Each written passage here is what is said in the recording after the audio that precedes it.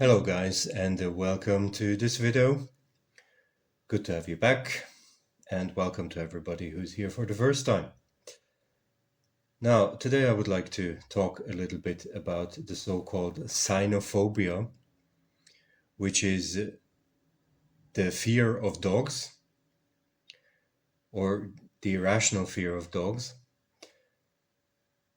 because we people who do not like dogs and stay away from dogs are often labeled to have cynophobia. And cynophobia is basically, a recognized psychological disorder. So if you tell somebody that they do have cynophobia, then you label them as somebody with a psychological disorder. Now, is that actually true? Do we really have a psychological disorder? And I thought I'm going to challenge myself here a little bit. And I would like to give myself 10 minutes to disprove that we actually do have a psychological disorder. So I give myself 10 minutes, to come to a conclusion, and then after that, we can have a look at one YouTube video where a vet actually tries to help people overcome their supposedly irrational fear of dogs. Okay, so let's go. Now, first of all, we have to establish what is actually a phobia. So you've probably heard people talking about phobias, different phobias. You can have arachnophobia, which is a fear of spiders, or you can have agoraphobia, which, as far as I know, is a fear of open spaces. And you can have all sorts of phobias. Yeah. Now, the phobia itself, here you have the definition. This is from Merriam-Webster. So, a phobia, by definition, is an exaggerated and usually inexplicable and illogical fear of a particular object, class of objects, or situation. So keep in mind that they do not just say that it is a fear, but it is actually an exaggerated and illogical fear. They have two examples here at the bottom. I'm not quite sure what acrophobia is, but photophobia would be actually a fear, an irrational fear of light. So intolerance or aversion for light. Now, why is that exaggerated or illogical? Because you actually don't have to fear light. I mean, light is not going to harm you or kill you, even. So there's no need to be afraid of light, and that's why it's illogical or irrational, so to speak. Now, what you have to clearly distinguish is phobia and fear. Now, if you're let's imagine a different scenario. Let's say you're standing on top of a roof, and you're standing right on the edge of the roof, and you're looking down. And let's say you're on the 10th floor. So you would absolutely, with 100% certainty, you would be dead if you fell off. Now, would you just stand there in a relaxed manner? Probably not. I mean, most people would probably even be too fearful to actually go to the edge of the roof and to look down. And many people would probably even have total panic to even get close to the edge of the roof. Now, is that a phobia? No, that is not a phobia. That is just a normal fear, which is an absolutely explicable and instinctive reaction, because you don't want to fall off the roof. Okay, now the cynophobia, the irrational fear of dogs. And I mean, let's just think for a second. When do you actually have an irrational fear of dogs? Now, what I thought of would actually be, let's say you are in the street and a 40 centimeter Yorkshire Terrier comes up to you and you start having a panic attack and your heart rate starts to go up to 180 per second and you run away screaming because you're totally afraid that this your little Yorkshire Terrier is going to kill you. Now that would actually be a reasonable example of xenophobia, because that Yorkshire Terrier is probably not going to kill you and your fear is exaggerated. Now, if you're walking through the street at night and suddenly a 50-kilo Rottweiler is standing in front of you and your heart rate is going up and you actually try to get out of that situation and you probably start sweating and you start to fear for your life, is that an exaggerated and illogical fear? No, it is not. So in this second example, you do not have cynophobia. You are basically in the same situation as, as when we talked about being on the rooftop. You are just in a situation of fear and not of a phobia. So this nonsense about, labeling people, labeling everybody who wants to stay away from dogs is a little bit problematic. Now let's look at a different example. Would you swim next to a 5-meter shark? Let's say an adolescent great white shark. Would you swim next to that thing? Probably not. I mean, I hope you wouldn't. Now, does that mean you have sharkophobia that needs to be cured by a psychotherapist? No. You do not have any phobia. You do not have any mental illness. That is just basically common sense. It is common sense because that thing would just rip you into pieces and then swallow you, probably, if it's hungry. And you have no chance of getting away because that thing can swim 10 times as quickly as you can. So that has nothing to do with a phobia. And the people who watch my videos, you probably know why I picked the shark. Because in one of my previous videos, I took the year 2016, the statistics from that year. And in 2016, what do you think how many people got killed worldwide by sharks? It was 4 people. And the same statistics showed also the number of people who got killed by dogs in that year.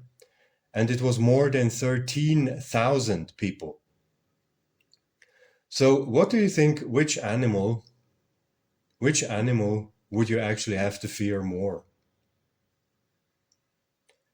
Yeah, probably not the Yorkshire Terrier. I mean, if you're dead afraid of the Yorkshire Terrier, then yeah, I mean, you're probably exaggerating a little bit. But, besides that, we have seen enough videos of people getting mauled by medium-sized stray dogs. So is that an irrational fear? Is that an illogical fear? Is it inexplicable? No, it is not.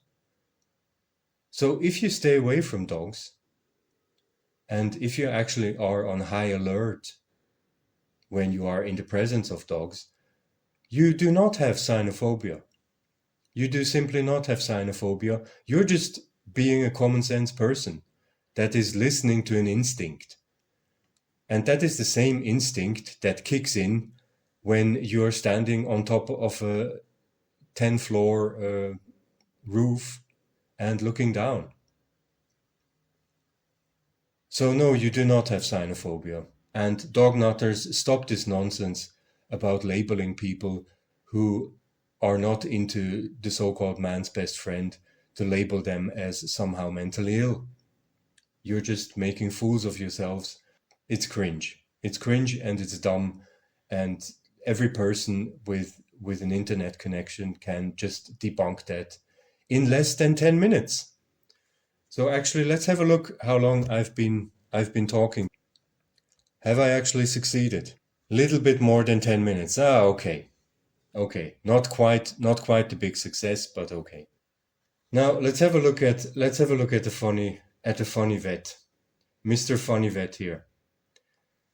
On YouTube, how to get over a fear of dogs in 11 simple steps.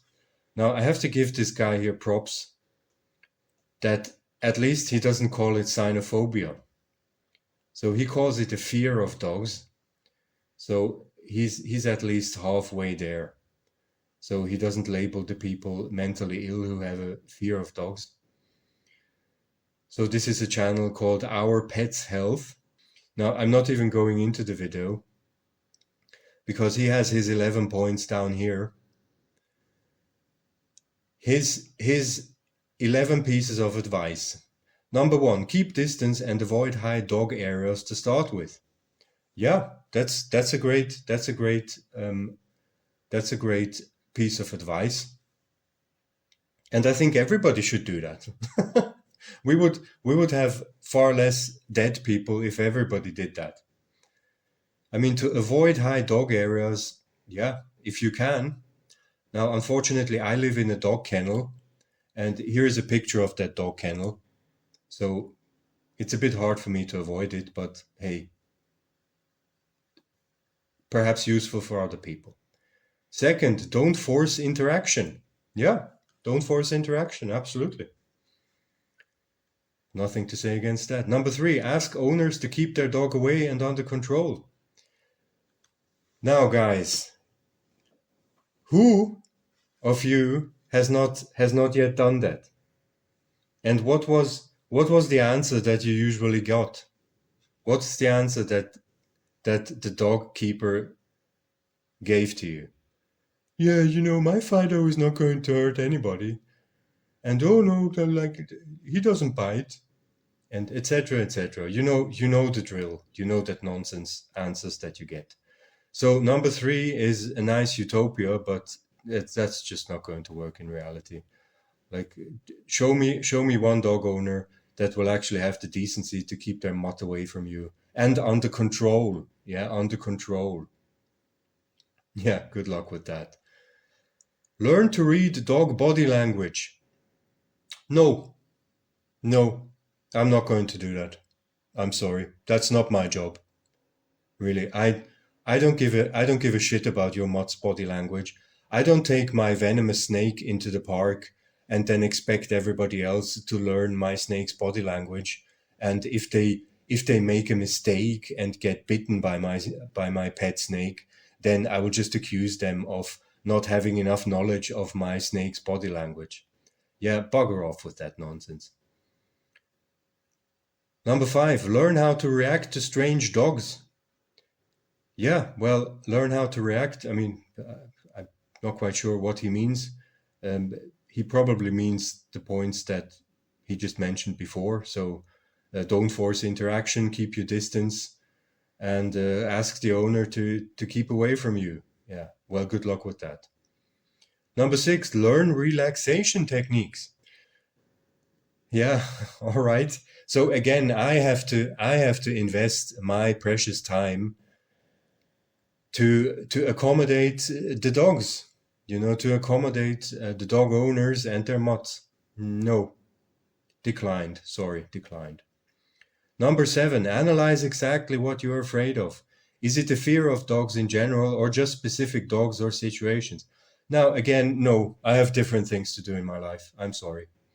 Declined. Number 8, interact with, no, declined. Number 9, practice, no, declined. Number 10, develop a positive attitude. Yeah, I'm not sure. How am I supposed to do that? Okay. Whatever. Number 11, seek professional help from a therapist. No, I'm not. I don't have a mental illness problem. So why should I seek professional help from a therapist? No, that is even double declined. Double declined. Now the funny thing is, I thought, let's do a little thought experiment. We have this nice video here with this handsome young man, and absolutely no hate on him. No hate on him. I actually watched the video, and he's not I don't think that he's obsessed with dogs, or he's insane. I mean, he's genuinely trying to help people. So let's give him props for that. But let's do a little thought experiment. Let's imagine that the same guy here made a video about how to get over a fear of sharks in 11 simple steps.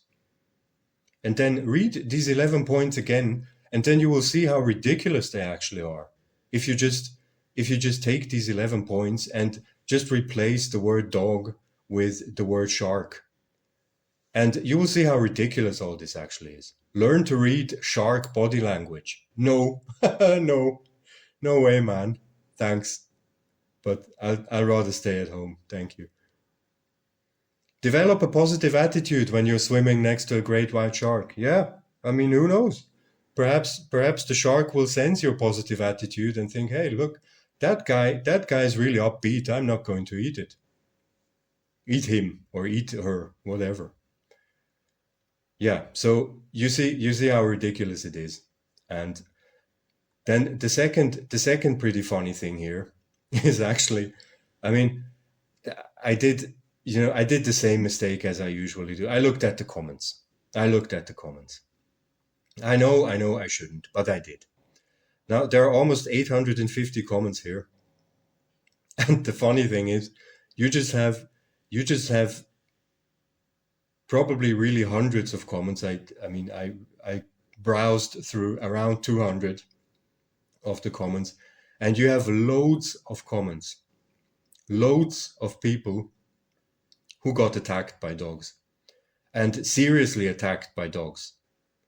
Sometimes, the so-called family dogs, dogs that, belong to their parents or just to their family, and also stray dogs. So you have unbelievable witness accounts here, and and these people sometimes in the end they actually say, well, I'm not quite sure, but I mean, I almost got my leg bitten off. I mean, isn't it kind of normal that I have a fear of dogs? So why should I actually trust dogs? And yeah, that is a valid question. Why would you actually? It's just the comment section is flooded with people who got seriously attacked. And now just imagine the same thing for a video about sharks. Now do you think, oh God, listen to this barking. Imagine you had the same video about sharks. Do you think you could actually scrape together 850 comments with people that got attacked by sharks? Let's say from those 850 comments, you would have 600 people talking about how they got attacked by sharks. I seriously doubt it. Yeah. So that's all I have to say about cynophobia. It's nonsense, it's gaslighting, it's victim blaming, and we all know that we don't have to fall for this. Okay, so that's all from my side now. Thanks for listening, guys. You take care now. Stay away from dogs, they're all assholes. And goodbye.